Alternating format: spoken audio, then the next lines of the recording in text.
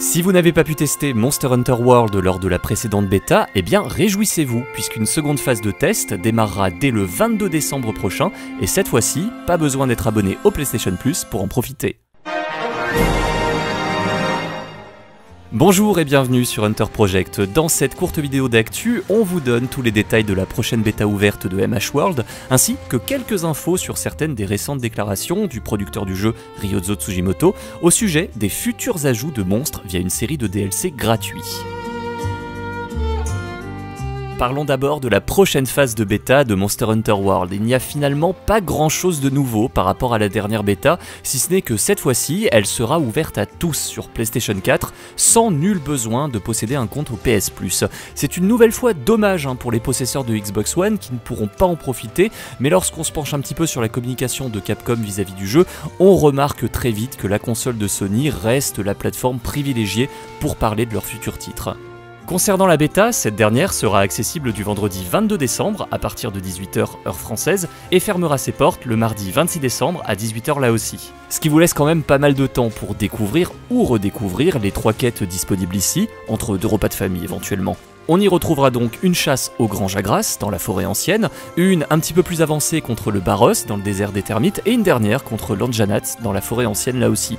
Vous pourrez toujours aller vous frotter aux autres monstres disponibles dans les zones tels que le Ratalos dans la forêt ou le Gyriatodus et le Diablos dans le désert. La bêta est toujours jouable en solo ou en multi avec différents paramètres de création de salon, mais on vous rappelle que contrairement au jeu final qui sortira le 26 janvier prochain, il est nécessaire ici d'être connecté en ligne pour y jouer même en mode solo, pour des raisons évidentes de test d'infrastructure de la part de Capcom. Si vous aviez déjà téléchargé la première bêta PS Plus, sachez qu'aucun téléchargement supplémentaire ne sera requis pour jouer à cette nouvelle phase.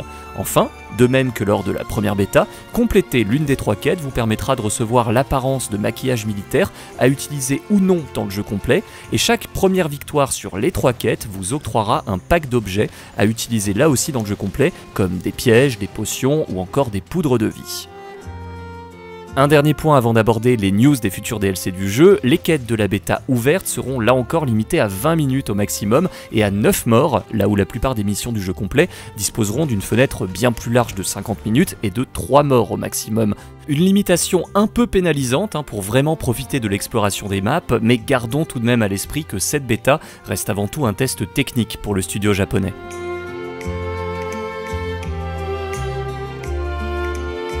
Les vétérans savent déjà que Capcom ajoute maintenant depuis bien des épisodes des DLC gratuits aux différents Monster Hunter afin d'étoffer leur contenu grâce à de nouvelles quêtes, événements et autres partenariats. On sait d'ailleurs que MH World disposera d'un set Horizon Zero Dawn, d'une association avec la franchise Megaman et depuis peu d'un partenariat avec le parc d'attractions Universal Studios Japan qui dispose d'une zone entière dédiée à Monster Hunter appelée Monster Hunter The Real. On y trouve des reproductions à l'échelle des monstres et elles sont plutôt bien réalisées, il faut le dire. Un futur événement organisé entre le 19 janvier et le 26 avril prochain permettra aux visiteurs de l'attraction de repartir avec un code de quête dont la récompense sera un set d'armes et d'armures inédites pour vous et votre palico avec une apparence complète d'armure et d'épée longue. Si ce bonus concerne essentiellement les futurs visiteurs du parc japonais et uniquement les joueurs de PlayStation 4, il est important de préciser que la quête pourra être partagée dans le lobby multijoueur à l'international par les possesseurs du pass, ce qui signifie qu'avec un petit peu de chance, vous pourrez peut-être y participer. Il s'agira d'une mission en arène un peu spéciale puisqu'elle vous fera affronter en même temps un grand Jagras classique, un mini grand Jagras ainsi qu'un très grand Jagras. Vous débloquerez aussi une apparence spéciale pour votre carte de guilde, la carte d'identité personnalisable du chasseur de Monster Hunter. L'événement sera suivi d'une seconde phase à partir du 27 avril 2018 et bonne nouvelle, Capcom prévoit de le rendre disponible en jeu et à l'international à une date qui reste encore inconnue.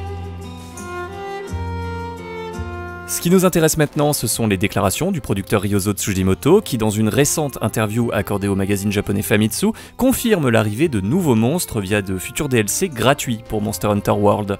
On ignore pour l'instant quels seront ces monstres et surtout quelle sera la fréquence de sortie de ces DLC, mais c'est une très bonne nouvelle pour le jeu à l'heure des contenus supplémentaires payants et des microtransactions. On sait d'ailleurs déjà que les producteurs du jeu trouvent incompatible avec la formule Monster Hunter la présence de lootbox ou de microtransactions en jeu. À voir donc donc ce que nous réservera l'avenir maintenant.